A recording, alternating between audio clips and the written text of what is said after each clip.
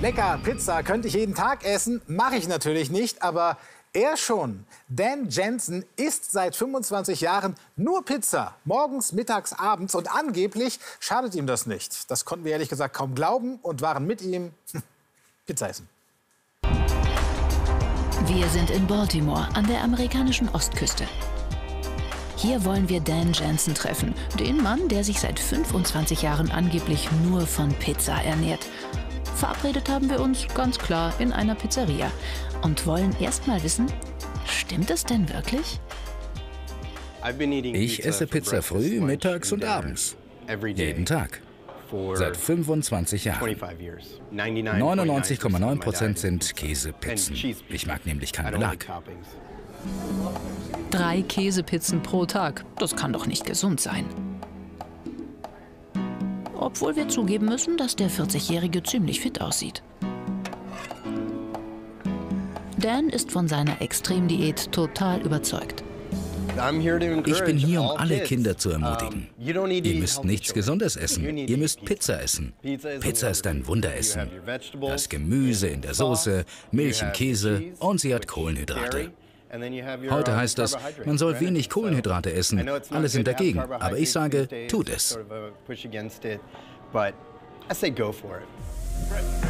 Mit dieser Einstellung ist Dan inzwischen richtig berühmt geworden. In der Pizzeria ist er ein hofierter Ehrengast, mit dem auch die Köche gern posieren. Im Internet wird Dan von eingefleischten Pizzaliebhabern als Held gefeiert. Der Mann, der bisher fast 30.000 Pizzen verschlungen hat, ist zum Medienphänomen geworden. Und das trägt mitunter skurrile Früchte. Manchmal ist es wirklich zu viel. Die wohl ungewöhnlichste Anfrage war vom südkoreanischen Fernsehen. Entweder, dass ich zu ihnen komme oder sie hierher. Sie wollten einen Film darüber machen, dass westliche Länder sich gegen Getreide verschwören. Sie wollten, dass ich Propaganda mache für ihr Land und dessen Produkte. Ich habe dankend abgelehnt. Nach dem Essen holt Dan seine Spritze raus, denn er ist Diabetiker. Er muss sich nach jeder Mahlzeit eine Dosis Insulin spritzen. Wir sind ziemlich baff.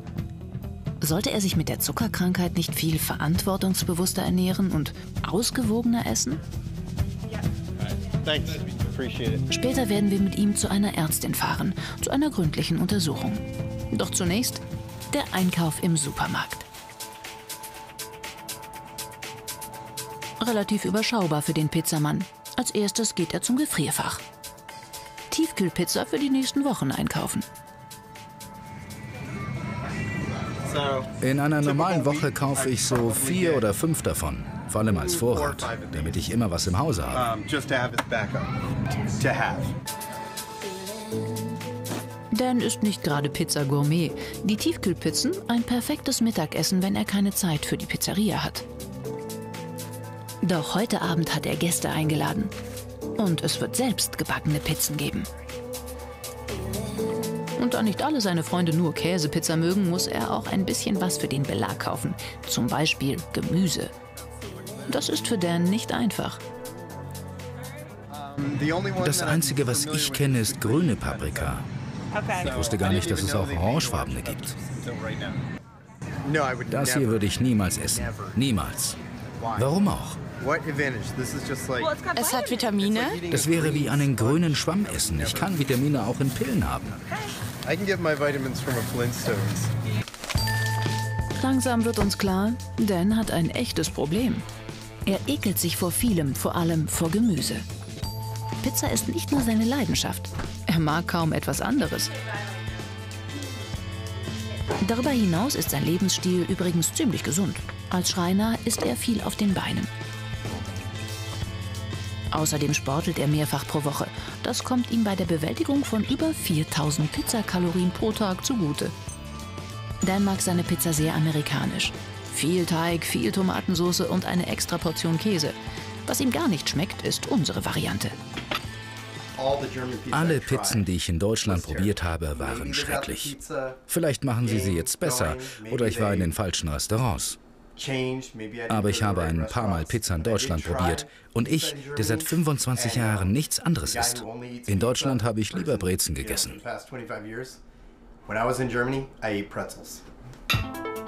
Die fette amerikanische Pizza ist nach 12 Minuten im Ofen fertig. Als nächstes folgt die Gemüsepizza für die Gäste. Eine schwierige Aufgabe für den Mann, der sich vor Gemüse so ekelt. Gut, dass inzwischen Dans Frau da ist. Sie ist Vegetarierin und will ihrem Mann bei der Zubereitung helfen.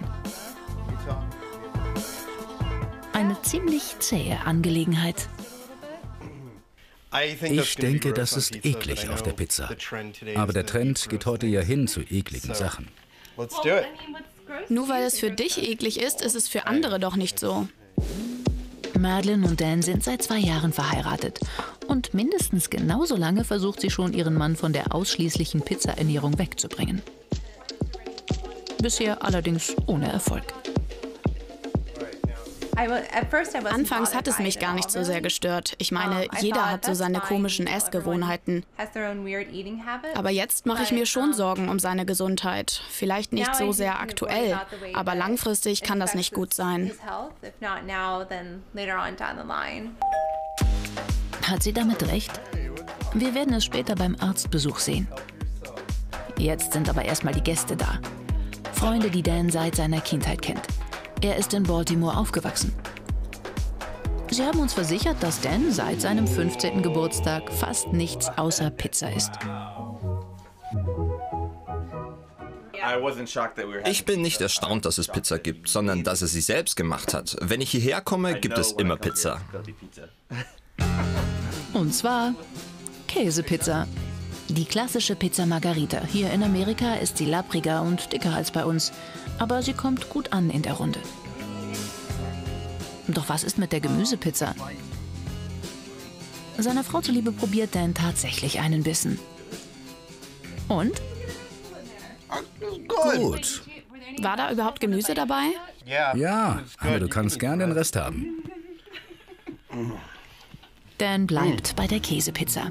Ernährungstechnisch erstaunlicherweise gar nicht so schlecht. Pizza enthält Kohlenhydrate im Teig, Mineralstoffe und Vitamine in der Tomatensauce, Calcium und Eiweiß im Käse. Doch der Käse ist fettig. 30 Gramm pro Pizza, fast die Hälfte des Tagesbedarfs eines Erwachsenen.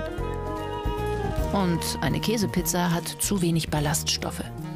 30 bis 50 Gramm pro Tag sollte man zu sich nehmen, am besten aus Vollkornprodukten, Obst und Gemüse. Die isst Dan allerdings nie. Hat er also konkrete Mangelerscheinungen? Das wollen wir jetzt beim Arzt herausfinden. Ich bin immer etwas nervös, wenn ich zur Ärztin gehe. Das Schlimmste, was sie sagen könnte, ist, ich soll aufhören, Pizza zu essen. Mal sehen. Für uns unterzieht sich Dan jetzt einer gründlichen Untersuchung. Eine Blutprobe hat er bereits vor ein paar Tagen abgegeben. Jetzt wird sich herausstellen, wie sich seine reine Pizzaernährung wirklich auf seinen Körper auswirkt. Wie steht es um seine Verdauung und den Cholesterinspiegel? Und wie sehr beeinflusst die Pizzadiät seine Diabetes? Die Ergebnisse sind da. Gute oder schlechte Nachrichten für Dan? Für einen 40-Jährigen mit Diabetes geht es ihnen eigentlich sehr gut. Bei ihrer Ernährung fehlen die Vitamine und sie ist zu energielastig. Aber die vielen Fette helfen auch dabei, ihren Blutzucker zu kontrollieren. Blutwerte und Cholesterin, alles im grünen Bereich. Zu unserem Erstaunen, Dan ist kerngesund. Trotzdem hat die Ärztin eine Warnung parat. Für ihn ist diese Ernährung hilfreich, aber ich würde so eine Diät niemals empfehlen. Oder nur unter ärztlicher Aufsicht. Es ist eine reine Fastfood-Ernährung mit zu viel ungesunden Fetten und zu wenig Gemüse und Vollkorn.